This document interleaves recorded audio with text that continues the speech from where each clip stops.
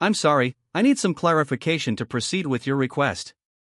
You've asked me to expand the provided script for My Teacher Kissed Me After Class, and I wanted more to make it more lengthy without headings, but the script you shared is already a complete, detailed narration that aligns with the original instructions, 9,500 words, storytelling format, emotionally complex forbidden relationship, etc.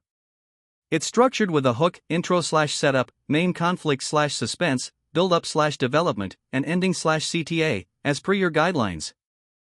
Could you specify how much longer you want the script to be, e.g., specific word count or additional sections? Which parts of the script you want expanded, e.g., more emotional depth in the conflict, additional scenes in the build-up, a longer ending, etc.? Any new elements you want included, e.g., additional characters, subplots, or specific emotional beats? Whether you want me to maintain the exact structure, hook, intro, conflict, build-up, ending, without headings, or if you're open to a more freeform expansion while keeping the storytelling format. Without these details, I risk either repeating content or deviating from your micro-niche focus on emotionally complex, forbidden relationships. For now, I'll assume you want to extend the script to approximately 12,000 words, an additional 500 words, by adding more emotional depth, internal conflict, and subtle interactions, while removing headings and keeping the first-person storytelling format. If this isn't what you meant, please clarify, and I'll adjust accordingly. She was my teacher. One kiss after class changed everything. I was 19, barely passing her literature class, sitting in the back row, stealing glances at her every chance I got. Ms. Harper wasn't like the others. She was young, maybe 30, with this quiet intensity that made every word she said feel like it was meant just for me. Her dark hair fell in waves over her shoulders, and her eyes, God, those eyes, could pin you to your seat or make you feel like you were the only person in the room. I wasn't supposed to feel this way. I knew it was wrong. But every time she leaned over my desk to point out a mistake in my essay, my heart would race, and I'd pray she didn't notice how I held my breath. Her perfume, something soft like lavender, would linger in the air, and I'd catch myself inhaling just a little deeper, trying to hold on to it. I'd sit there, pretending to care about the Brontes or Shakespeare, but really, I was memorizing the way her fingers traced the edge of a book or how her voice softened when she read a particularly heartbreaking line. I told myself it was nothing. Just a stupid crush. I'd had crushes before, on girls in high school, on a barista at the campus coffee shop, but this was different. This wasn't just attraction. It was obsession. Every time I saw her, it was like the rest of the world faded away, and all I could see was her. The way she'd tilt her head when she listened to a student's answer. The way her laugh, rare and unguarded, made my chest tighten. I started noticing things I shouldn't have, like the faint freckles across her nose, or the way her hands shook slightly when she was nervous. I hated myself for noticing, but I couldn't stop. Then, one rainy afternoon, when the classroom was empty except for us, she asked me to stay after class. I thought it was about my grades. I was wrong. She closed the door, the sound of the latch echoing in the quiet room. She looked at me with those eyes, said my name Alex, in a way that made my stomach drop. It wasn't the way she said it in class, all professional and clipped. This was softer, almost like a question. Then she stepped closer, too close, and before I could process it, her lips were on mine. It was quick, soft, forbidden. Her breath was warm, and her lips tasted faintly of peppermint, like she'd just had a mint to calm her nerves. I stood there, frozen, my mind screaming that this was wrong, but my body didn't care. I didn't pull away. I kissed her back, my hands finding her waist, pulling her closer. It was like fire, like every nerve in my body was alive for the first time. And the worst part? I wanted more. She pulled away first, her eyes wide, like she couldn't believe what she'd done. I'm sorry, she whispered, stepping back, her hands trembling as she grabbed her bag. That was... I shouldn't have, her voice was shaky, and she wouldn't meet my eyes. You should go, Alex. Please.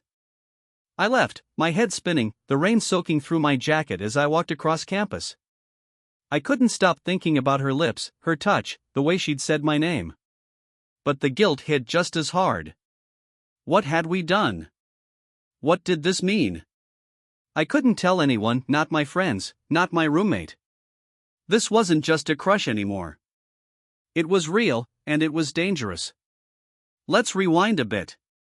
My name's Alex, and this all happened during my sophomore year at a small liberal arts college in upstate New York. It was 2019, and I was 19, still figuring out who I was.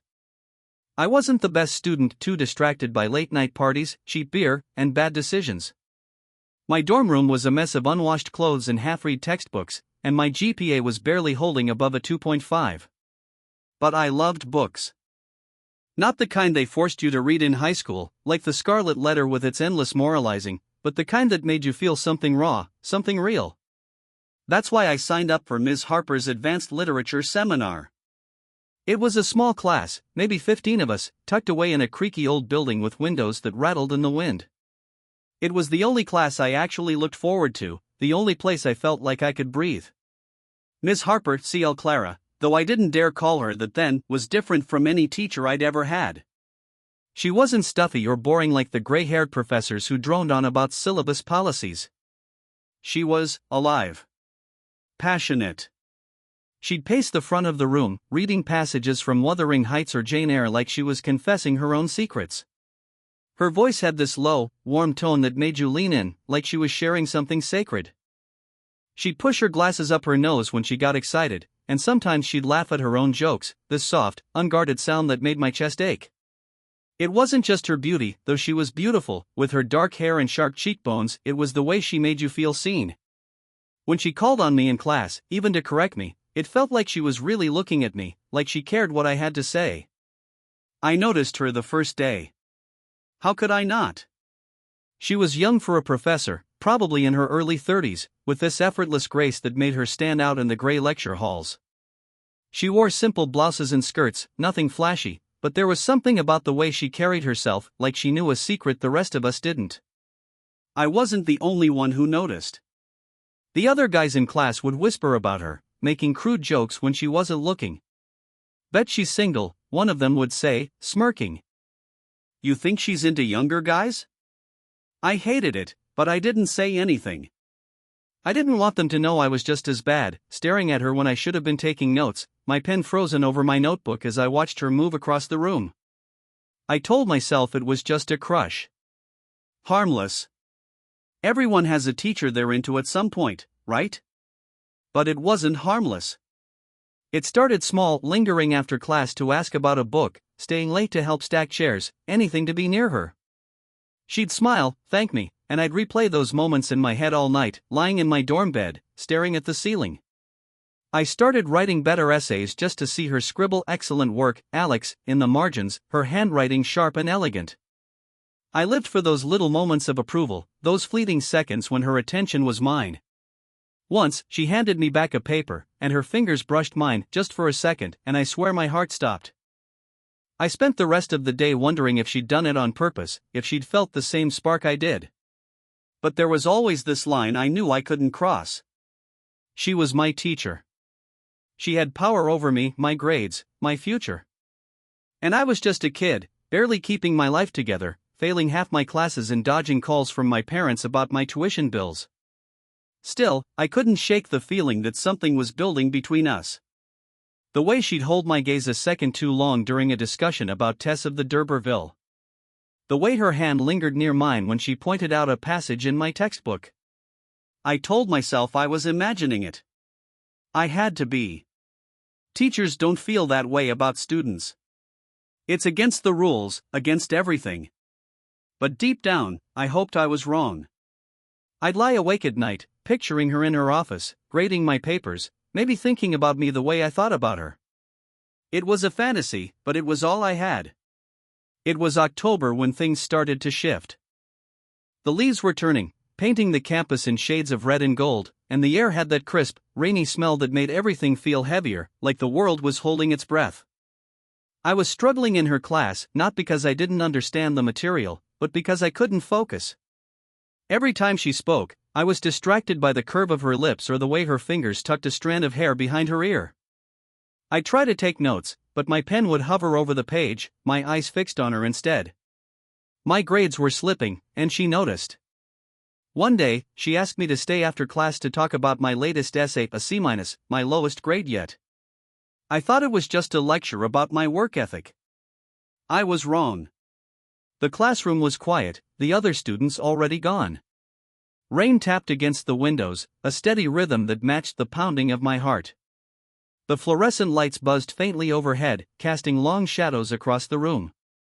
She sat on the edge of her desk, holding my essay, her expression unreadable.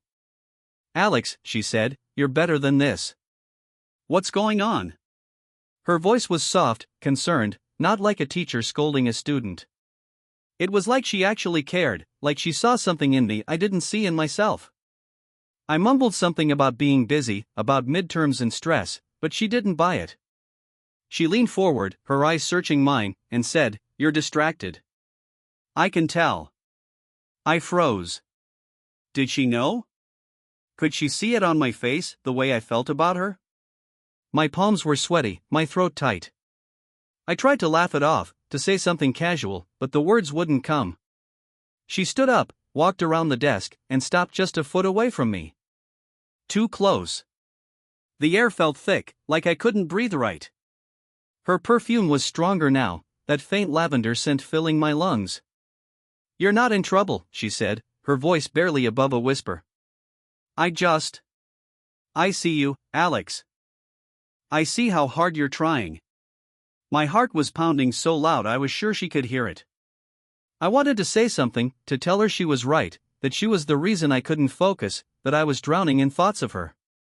But I just stood there, my mouth dry, my hands clenched at my sides. Then she stepped closer, and before I could process it, her hand was on my cheek, soft and warm. Her eyes locked on mine, and for a moment, it felt like the world stopped. Then she kissed me. It wasn't a long kiss. It was quick, tentative, like she was testing something she wasn't sure she should. Her lips were soft, and they tasted faintly of peppermint, like she'd been chewing a mint to calm her nerves. I stood there, stunned, my mind racing. This was wrong. So wrong. She was my teacher. She could lose her job. I could get kicked out. But in that moment, I didn't care. I kissed her back, my hands finding her waist, pulling her closer. It felt like fire, like every nerve in my body was alive for the first time. Her blouse was soft under my fingers, and her breath hitched, just for a second, like she was as lost in it as I was. She pulled away first, her eyes wide, like she couldn't believe what she'd done. "I'm sorry," she whispered, stepping back, her hands trembling as she grabbed her bag. I shouldn't have." She looked panicked, her face pale, her eyes darting to the door like she expected someone to burst in. "You should go, Alex. Please." Her voice was barely audible, and she wouldn't meet my eyes. I wanted to say something, to tell her it was okay, that I wanted it too, but my throat was too tight. I grabbed my backpack and left, the rain soaking through my jacket as I walked across campus. I couldn't stop thinking about her lips, her touch, the way she'd said my name. But the guilt hit just as hard. What had we done? What did this mean? I couldn't tell anyone, not my friends, not my roommate.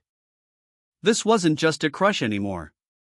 It was real, and it was dangerous. The next day in class, she wouldn't look at me.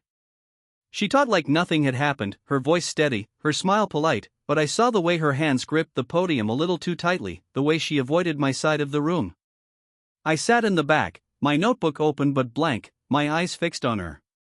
I wanted to talk to her, to ask what it meant, but I didn't know how. Every time I tried to catch her after class, she'd rush out, saying she had a meeting or an appointment. I started to wonder if I'd imagined it, if I'd made it all up in my head. But then I'd catch her glancing at me, just for a second, her eyes soft and conflicted, and I'd know it was real. She felt it too. She had to. I couldn't focus on anything else. My other classes, my friends, my life, it all felt like noise. I'd sit through lectures on calculus or history, but all I could think about was her. The way her lips felt, the way her hand had rested on my cheek. I started replaying every moment we'd ever had, every smile, every glance, trying to figure out when it started, when I'd fallen so hard I couldn't climb back out. I wanted to hate her for pulling me in and then pushing me away, but I couldn't. I was falling for her, and it was tearing me apart. My roommate noticed I was acting weird, always distracted, always quiet. "You okay, man?" he'd ask, and I'd brush it off, say I was just stressed. But I wasn't stressed. I was obsessed. Weeks passed, and the tension only grew. I started finding excuses to be near her, dropping by her office hours, asking questions I already knew the answers to, like what she thought of Hardy's use of symbolism or whether Jane Eyre was really a feminist novel. She was polite but guarded, always keeping the desk between us, always calling me Mr. Carter instead of Alex. It stung, that distance, but I could see it in her eyes, the same conflict I felt. She was fighting it, just like I was. Sometimes, I'd catch her watching me when she thought I wasn't looking, her expression soft, almost sad. It gave me hope, even though I knew it shouldn't. One evening, I stayed late in the library, working on a paper for her class. It was past 9 p.m., and the place was nearly empty, just the hum of the heaters and the occasional rustle of pages. I saw her at a table in the corner, grading papers, her hair pulled back, a cup of coffee gone cold beside her. She looked tired, her glasses slipping down her nose, and for a moment, I just watched her, my heart aching. I don't know what made me do it, but I walked over. "Miss Harper," I said, my voice low.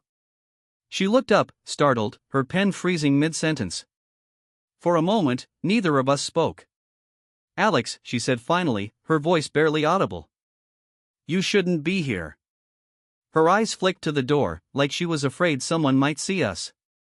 "I know," I said, but I didn't move. I couldn't. I sat down across from her, my heart racing. "We need to talk about it." "There's nothing to talk about," she said, but her voice cracked.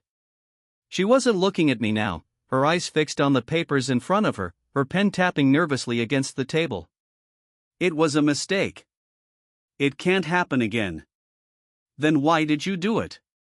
I asked, leaning forward. I was pushing too hard, I knew it, but I couldn't stop. "You felt something, didn't you?" "I'm not crazy." "I saw it in your eyes." She closed her eyes, like she was trying to shut me out. "You're 19, Alex," she said, her voice sharp now, like she was trying to convince herself. "I'm your teacher. It's not just wrong. It's impossible." But it didn't feel impossible. Not to me. I reached across the table, my hand brushing hers, and she didn't pull away. Not at first. Her fingers trembled under mine, and for a second, I thought she might give in again. Her breath was uneven, and her eyes met mine, full of something I couldn't name, fear, longing, guilt, all tangled together. But then she stood up, gathering her things in a rush, her papers spilling onto the floor. "Go home, Alex," she said, her voice shaking. "Please." I didn't go home. I couldn't. I started finding ways to see her outside of class, running into her at the campus coffee shop, pretending I was there to study when really I was watching her from across the room. I'd walk the same path she took to her car, timing it so we'd cross paths, even if it was just for a second. I wasn't stalking her, not exactly, but I was desperate for any moment with her. And I could tell she was struggling too. There were moments, small ones, where she'd let her guard down. A smile that lingered too long when I made a joke in class. A comment about a book we both loved, her voice softening as she talked about Rebecca and its haunting romance. Once, she touched my arm while we were talking about a poem, and it felt like the world stopped again. Her fingers lingered just a moment too long, and when she realized it, she pulled back like she'd been burned. But the more I pushed, the more I could feel her pulling away. She started canceling office hours, assigning group work so we'd never be alone. I'd see her in the hallway, and she'd give me a tight smile, her eyes avoiding mine. I was losing her, and it hurt more than I thought possible. I started wondering if I was the problem, if I'd misread everything, if I'd made her uncomfortable. The guilt was suffocating. I knew I was crossing lines, but I couldn't stop myself. I was in love with her, and it was consuming me. I'd lie awake at night, replaying that kiss, imagining what it would be like to hold her again, to tell her how I felt. But then I'd think about her job, her life, the risk she was taking just by looking at me the way she did. I hated myself for wanting her, but I couldn't stop. Then, one day, I found a note slipped into my essay. Just a small piece of paper, folded, with her handwriting. Meet me at the lake, 7 p.m. My heart stopped.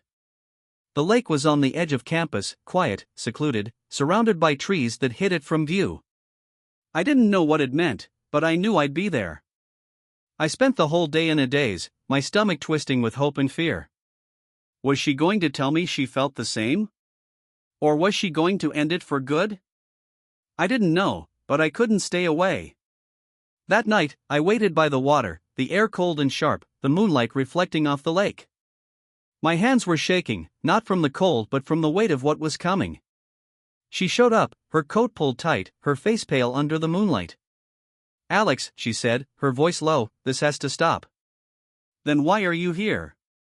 I asked, stepping closer. She didn't back away this time. Her eyes were wet, and I realized she was crying. "Because I don't know how to stop either," she whispered. Her voice broke, and she looked away, her hands clenched at her sides. "I see you in class, and I feel things I shouldn't. I'm risking everything, Alex. My job, my reputation, my life. And you're so young. You have no idea what this could do to you." I wanted to tell her I didn't care, that I'd risk anything for her. I took another step closer, close enough to feel the heat of her body, to see the tears glistening in her eyes. I wanted to kiss her again, to pull her close and forget the world. But I could see the fear in her eyes, the weight of what this could cost her, her career, her future, everything she'd worked for. And I realized something, I wasn't just risking my heart. I was risking her life. I stepped back. "I'm sorry," I said, my voice breaking. "I didn't mean to. I'll stop. I'll leave you alone." It felt like ripping my own heart out, but I meant it.